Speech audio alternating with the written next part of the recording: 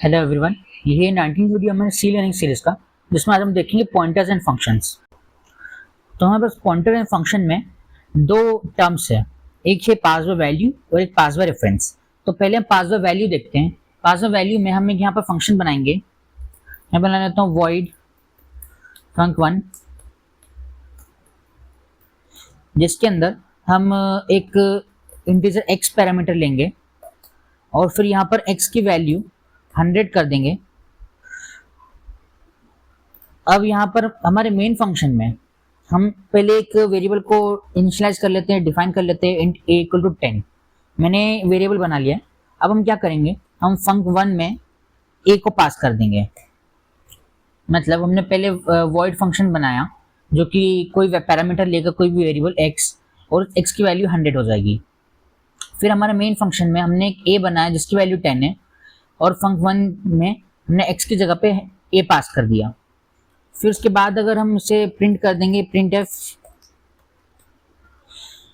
हमारे a को print कर देंगे उसके बाद हमारे इस फंक्शन में पास करने के बाद, तो आपको क्या लगता है क्या आउटपुट आएगा? रन करके देखते हैं। तो हमारा जो आउटपुट है वो 10 आया है। तो बहुत लोगों ने सोचा होगा कि जैसे कि हमारा ये इंट a को इधर 10 है, फिर हमने फंक्शन में पास करा, फिर यहाँ पर func1 में इंट x की जगह पे a आ गया, फिर a इक्वल टू 100 हो गया, तो a के अंदर 100 स्टोर हो गया होगा। फिर उसके बाद हमने प्रिंट कर दिया a को, तो a तो 100 होना चाहिए। तो ऐसा नहीं है। यहाँ पर क्या होगा कि हमने सिर्फ एक पैरामीटर को सिंपली पास करा है हमने। तो यही है हमारा पास बाय वैल्यू। यहाँ पर क्या होता है, यहाँ पर जब भी हम एक पैरामीटर, एक वेरिएबल को किसी फंक्शन में पास करते हैं सिंपली, तो वो उसकी कॉपी पास करता है। मतलब जब हमने एक इंट a इक्वल टू 10 बनाया और फिर a को उसमें पास करा, तो इसने क्या करा, यहाँ पर a की एक कॉपी बना ली, जो कि यहाँ पर a जो है 100 हो चुका है। पर जब हमने यहाँ पर प्रिंट एफ a करा तो वो अभी भी 10 था। यहाँ पर ये वाला जो a है ये एक्चुअली में ये वाला a है, और यहाँ पर जो हम ये a पास कर रहे हैं ये यहाँ पर कुछ इस तरह से ही बने। पर अगर हम यहाँ पर हमारे x को प्रिंट कर दें, क्योंकि यहाँ पर x है इसलिए हमें यहाँ पर भी x प्रिंट करना होगा, x को प्रिंट कर दे, तो आउटपुट बिल्कुल एक्सपेक्टेड आएगा कि पहले इस फंक्शन के अंदर, ये फंक्शन चला पहले, तो इस फंक्शन के अंदर तो हमें 100 मिल जाएगा, क्योंकि ये a के अंदर 100 स्टोर हो चुका है और ये भी a ही है, तो a हमें यहाँ पर मिल जाएगा 100। पर जब हम इसे बाहर प्रिंट करेंगे हमारे फंक्शन से एग्जिट करने के बाद, तो हमारा ओरिजिनल वाला वेरिएबल ये यहाँ पर है और ये हमें आउटपुट 10 दे देगा। तो अब हम देखते हैं पास बाय रेफरेंस काम कहाँ आता है।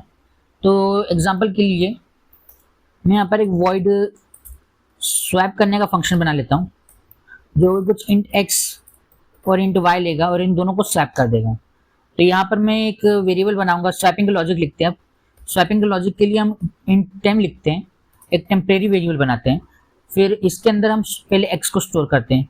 ये टेम्परेरी वेरिएबल जो होता है बिल्कुल खाली होता है, तो इसके अंदर हम पहले x की वैल्यू को फिल कर देते हैं। अब x एम्प्टी हो गया, अब x के अंदर हम y को फिल कर देते हैं। अब y भी एम्प्टी हो गया, x फिल हो गया, y एम्प्टी हो चुका है, तो अब y के अंदर हम टेम्प डाल देंगे। तो ऐसे स्वैप हो चुके हैं। पर अगर हम यहाँ पर दो वेरिएबल बना लेते हैं, इंट a इक्वल टू 10 और इंट b इक्वल टू 20, और फिर यहाँ पर प्रिंट करना चाहता हूँ मैं कि दिखाने के लिए कि पहले a क्या था, a बिफोर,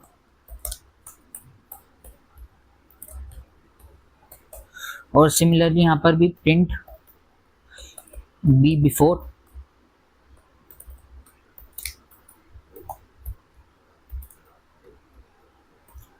फिर उसके बाद मैं अपना स्वैप वेरिएबल को, स्वैप फंक्शन को बुलाऊंगा, इसके अंदर a और b पास कर देंगे। फिर प्रिंट करेंगे a आफ्टर,